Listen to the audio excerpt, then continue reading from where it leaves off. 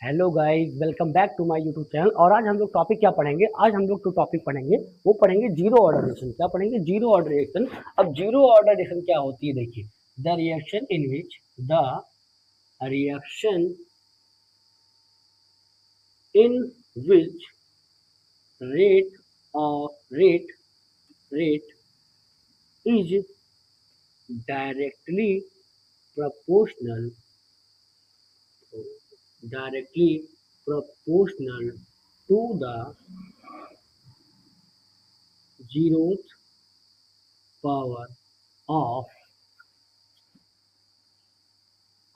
the initial concentration of the reactant। ये हमारा होता है क्या? रेट।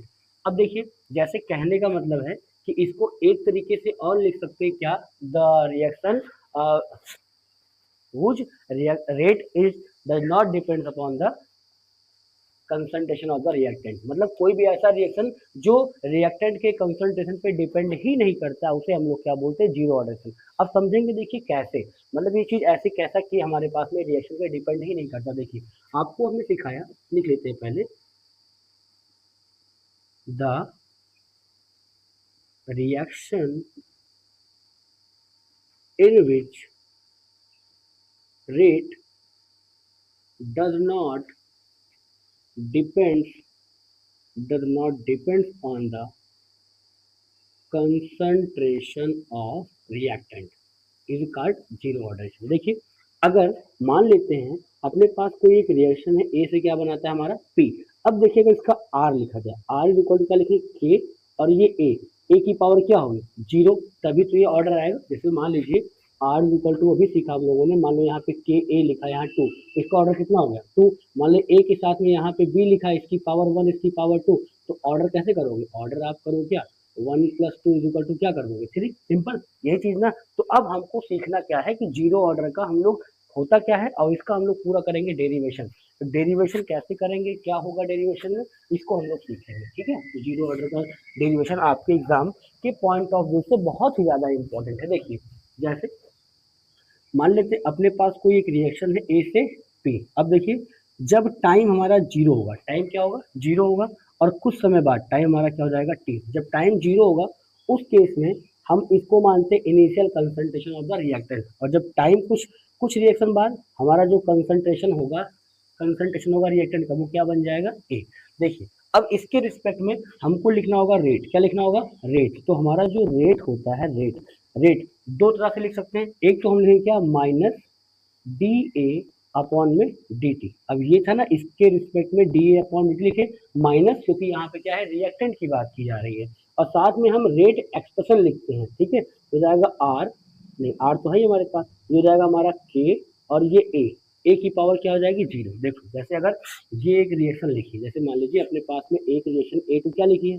पी। अगर इसका आर निकाल लो, आप क्या लिख सकते हो? माइनस डी ए अपॉन डी टी, और आप लिख सकते हो प्लस डी पी अपॉन में डी टी। ये हमने सीखा है रेट के टर्म में। लेकिन जब इसको हम लोग रेट एक्सप्रेशन के टर्म में सीखेंगे, रेट एक्सप्रेशन या फिर रेट लॉ के रिस्पेक्ट में, उस केस में देखिए क्या करोगे? आर रहेगा, ये रहेगा के, और ये रहेगा ए। अब आप बता दो सर, ये जीरो ऑर्डर की रिएक्शन है, इसका मतलब यहाँ पे क्या होगा? जीरो लिखा जाएगा। यही चीज आपको हमने यहाँ पे रिटर्न कर दी, रेट के सब कुछ बराबर कर दी। ठीक है, तो ये हमारा बन गया। ठीक, अब इस चीज को देखिए कैसे लिखेंगे। ये जाएगा माइनस, ये हो गया अपना डी ए, और ये, अब देखिए जब किसी की पावर जीरो होती है, उसकी टोटल वैल्यू कितनी आती है? वन आ जाती है। ये आपका हो जाएगा के मल्टीप्लाई में वन। ठीक है, अपॉन में डी टी रहने दीजिए। अगले वाले केस में हमने लिखा क्या? Minus D A is equal to, ये हो जाएगा क्या? के डी टी। इसे बना दिए इक्वेशन नंबर फर्स्ट। अब क्या करेंगे? और इंटीग्रेशन करेंगे, इंटीग्रेटिंग इक्वेशन नंबर फर्स्ट। ठीक है, देखो, अब ये है इंटीग्रेशन। क्या होता है पहले सीख लेते। देखिए, इंटीग्रेशन का मतलब होता है, देखिए अगर अपने पास इस सिंबल को हम लोग क्या बोलते हैं? इंटीग्रेशन। और कहीं पे अगर ऐसे लिखा है डी ए, पहला सिंपल, अगर कहीं पे डी एक्स लिखा है, ये समझिए ये डी से ये कैंसिल होगा, ये क्या आ जाएगा? हमारा एक्स आएगा। ऐसे ये कैंसिल होकर हमारे पास क्या आ जाएगा? ए। ठीक है, ऐसे मान लीजिए यहाँ पे डी टी है, डी से ये इंटीग्रेशन कैंसिल होगा, क्या बनेगा? टी। ऐसा आप समझ सकते हो कि वो डिफरेंशियल है, वो इंटीग्रेशन एक दूसरे के अपोजिट होते हैं, वो कैंसिल कर देते हैं। ठीक है, तो यहाँ पे हम क्या बनाएंगे? देखिए, माइनस अब ये क्या हो जाएगा हमारा, ये हो जाएगा हमारा डी ए, ये के जो कांस्टेंट होता है वो हमेशा इंटीग्रेशन के बाहर आता है, क्योंकि जो इंटीग्रेशन होता है ना वो कांस्टेंट का इंटीग्रेशन नहीं कर पाता है। ठीक है, देखिए तो के के साथ में हमारे पास में क्या आ गया, ये डी टी आ गया, समझ में आया। अब देखिए सिंपल जैसा हमने वहाँ आपको सिखाया कि कहीं पे अगर डी है, डी और ये मतलब ये कैंसिल होके अपने पास में जो वैल्यू आ जाएगी ये हो जाएगी minus A is equal to ये के, डी से कैंसिल क्या हो जाएगा टी, और जब हम लोग कहीं पे इंटीग्रेशन करते हैं ना तो वहां पे आता है एक हमारा आता है कांस्टेंट सी। अब इस सी की वैल्यू भी हमें कैलकुलेट करनी होती है। ठीक है, तो ये हमारा एक इक्वेशन बन के आ गया, ये देखिए इसे हमने कर दिया इक्वेशन नंबर 2। क्या कर दिया, इसको हमने इक्वेशन नंबर 2 कर दिया। अब इसको हम आगे सॉल्व करेंगे। ठीक है, देखिए इक्वेशन नंबर 2 आने के बाद अब देखिए हमें क्या करना है, सी की जो ये सी है ना इसकी निकालना होगा वैल्यू, और सी हमारा क्या है इंटीग्रेशन, सी हमारा है इंटीग्रेशन कांस्टेंट। क्या है, इंटीग्रेशन कांस्टेंट। अब देखिए फॉर फॉर वैल्यू ऑफ सी, हम लोग को सी की वैल्यू कैलकुलेट करनी है। देखिए at T is equal to zero, अगर जब हमारा टाइमिंग जीरो था तो जो ए है वो हमारा क्या था, ए नॉट था। तो उस केस में जो हमारा ए है वो हमारा क्या था, जो कंसंट्रेशन था वो हमारा क्या था, ए नॉट था। ठीक है, अब इसी वैल्यू को हम इक्वेशन नंबर 2 में पुट करेंगे। ठीक है, substituting these values in equation 2 जो हमने यहाँ पे बनाया। ठीक है, तो क्या हो जाएगा, देखिए जहाँ पे ये एक बार लिख लीजिए, ये अपने पास हो जाएगा minus A is equal to K T और प्लस में सी। ए के जगह पे हमारे पास में ए नॉट आएगा, तो ये वैल्यू हमारी हो जाएगी ए नॉट, ये के और टी, टी कितना है जीरो है और ये प्लस सी, तो ये हमारा बन जाएगा minus A not is equal to क्या होगा सी। अब जो सी की वैल्यू है इस सी की वैल्यू को इक्वेशन 2 में पुट करेंगे, तो हम कर देंगे क्या, फ्रॉम इक्वेशन 2, फ्रॉम इक्वेशन 2 करेंगे। देखिए क्या हो जाएगा, हमारे पास में ये हो गया minus A is equal to K है, ठीक है, के है, टी है और प्लस सी के जगह पे हमारे पास में क्या आएगा, सी के जगह पे आएगा माइनस और ये आएगा ए नॉट।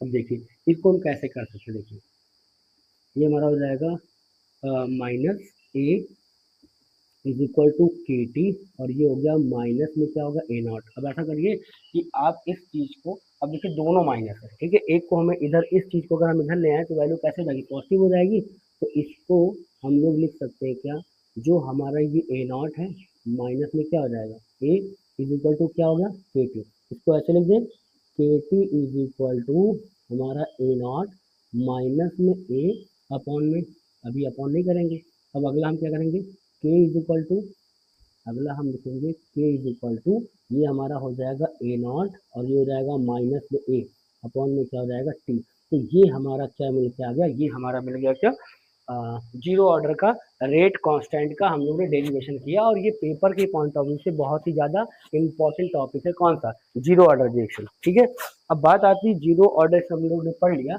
इसके अलावा इसमें एक पॉइंट और है, हाफ लाइफ पीरियड। क्या है, हाफ लाइफ पीरियड। अब ये हाफ लाइफ पीरियड किसके लिए, जीरो ऑर्डर के लिए, किसके लिए, जीरो ऑर्डर के लिए। इसमें होता क्या है, ऐसा कोई टाइम, मतलब जैसे अपने पास कोई रिएक्शन है, ए है, सिंपल हम बार बार आपको सिखाते हैं, ए है पी है, तो रिएक्शन 100 है, स्टार्टिंग में जीरो होगा, मतलब कंसंट्रेशन। कुछ समय बाद ऐसा समय आएगा जब ये 50 और ये 50, मतलब ये 50-50 होगा, मतलब ऐसा टाइम जिसमें हमारा जो रिएक्टेंट की जो कंसंट्रेशन है या फिर हम कहते हैं जो रिएक्शन है वो आधी कंप्लीट हो जाए, या फिर उस रिएक्शन की कंसंट्रेशन कितनी हो जाए, हाफ हो जाए। अब हाफ होने का मतलब है, देखिए जैसे अब जो टाइमिंग होगा टी को हम लोग दिखाते हैं किससे, टी हाफ से, और जो हमारा हम बता रहे ना जो हमारा ए है, ए हमारा टी बराबर टी हाफ पे कितना हो जाएगा, जो हमारा इनिशियल कंसंट्रेशन होता है उसका कितना हो जाएगा, आधा। अगर 100 है तो कितना हो जाएगा 50, तो इनिशियल को हम लोग क्या मान चलते हैं, ए नॉट, तो जब उसका हम लोग हाफ लाइफ लिखेंगे तो ए इज इक्वल टू में ए नॉट अपॉन 2 होगा। हमारे पास फॉर्मूला क्या है, जो हम फॉर्मूला अभी निकाले थे, क्या था ए नॉट और ये माइनस में क्या था ए अपॉन में क्या था टी। ठीक है, तो आप ऐसा लिखिए, देखिए के लिखिए इज इक्वल टू ये अपना ए नॉट तो है ही है, ए नॉट। अब देखिए ऐसा करिए ना, ये टी को आप इधर रह लीजिए, आपको इजी करने में, सॉल्व करने में थोड़ा सा इजी होगा। ठीक है, देखिए ये अपना ए नॉट माइनस, जहाँ पे ये ए है, जहाँ पे अब टी के जगह पे हम लोग क्या पुट करेंगे, टी हाफ। देखिए जो ए है वहाँ पे कितना लिखा जाएगा, ये चीज क्या हो जाएगा, ये अपना हो जाएगा ए नॉट अपॉन 2। ठीक है, ये हो जाएगा K T half is equal to, देखिए यहाँ हो जाएगा कितना, ये हो जाएगा 2 अब यहाँ पे करेंगे 1, मतलब इसको सॉल्व करेंगे तो कितना आएगा, ये आएगा 2a0, और माइनस में कितना आएगा a0, तो हो जाएगा के टी हाफ, दो में से ये कितना आ जाएगा, ये हो जाएगा a0 अपॉन में कितना होगा 2, और हमको निकालना क्या है, हमको निकालना है टी हाफ, तो टी हाफ के लिए हमारे पास में ये हो जाएगा a0 अपॉन ये 2 रहेगा, के इधर आ जाएगा, क्या हो जाएगा ये, तो ये हमारा होगा किसके लिए, ये हमारा होगा जीरो ऑर्डर रिएक्शन के लिए हमारा हाफ लाइफ पीरियड। ठीक है, एक लाइन में आप मतलब कि थोड़ा सा उसको जितना हम लोगों ने अभी तक पढ़ा उसको पूरा आप समझ लीजिए कि क्या है। देखो जीरो ऑर्डर रिएक्शन क्या होती है, ऐसी कोई रिएक्शन जिसका जो रेट होता है उसके इनिशियल कंसंट्रेशन पर डिपेंड नहीं करता, उसे हम लोग बोलते हैं क्या, जीरो ऑर्डर रिएक्शन। और जीरो